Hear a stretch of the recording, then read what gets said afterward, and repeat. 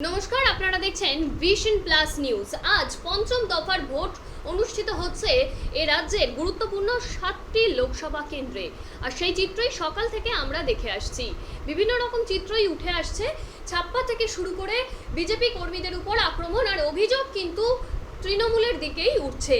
সেরকমই হাওড়ার লিলুয়ার 176 নম্বর বুথে ভারতী হাই স্কুলের প্রিজাইডিং অফিসার গৌতম মান্না দেকে সরিয়ে দেওয়া হলো বলেই জানা যাচ্ছে।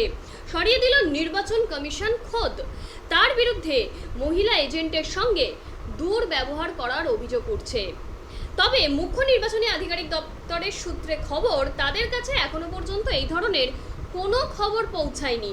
গোটা ঘটনা তারা খতিয়ে দেখছে মুখ্য নির্বাচনী আধিকারিকের দপ্তর থেকে। এই বিষয়ে আমরা আরো জেনে নেব আমাদের প্রতিনিধি বিদীপ্তর কাছ থেকে। বিদীপ্ত, ঠিক কি জানতে পারছো?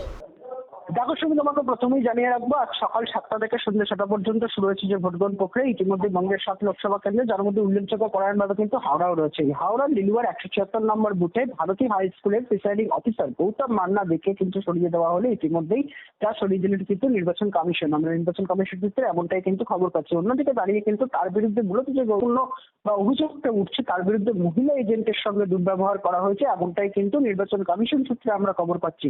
অন্যদিকে দাঁড়িয়ে কিন্তু ইতিমধ্যে মুখ্য নির্বাচনী আধিকারিকের দপ্তর সূত্রের খবর, তাদের কাছে এখনো পর্যন্ত কিন্তু কোনো খবর এসে পৌঁছায়নি এবং ইতিমধ্যে কিন্তু গোটা ঘটনাটাকে পরিস্থিতির ওপর নজর দিচ্ছে কিন্তু বিশেষভাবে মুখ্য নির্বাচনী আধিকারিকের দপ্তর।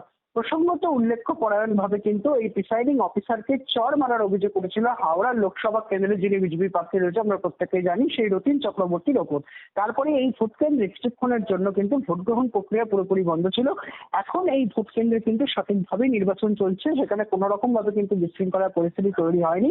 তবে এই প্রিসাইডিং অফিসারের বিরুদ্ধে কিন্তু সঠিক অভিযোগ কিনা তা কিন্তু খতিয়ে দেখছেন ইতিমধ্যে মুখ্য নির্বাচনী আধিকারিকের দপ্তর, এবং তারা পুরোভাবে হাওড়ার ওই যে লিলুয়ার 176 নম্বর বুথ, যেখানে এই ধরনের ঘটনা ঘটেছে, যেখানে বিজেপির যিনি প্রার্থী রয়েছেন হাওড়া রতিন চক্রবর্তীর উপরে চড় মারার অভিযোগ উঠছে, এই ঘটনার পরিপ্রেক্ষিতে কিন্তু উদ্বিগ্ন মুখ্য নির্বাচনী আধিকারিকের দপ্তর। তবে অভিযোগ যদি সত্য বলে প্রমাণিত হয়, তার ক্ষেত্রে তারা পরবর্তী ক্ষেত্রে আরো ব্যাপক পরিমাণে কিন্তু ব্যবস্থা গ্রহণ করতে পারে। আমরা মুখ্য নির্বাচনী আধিকারিক দপ্তর সূত্রে কিন্তু এমনটাই জানতে পারছি।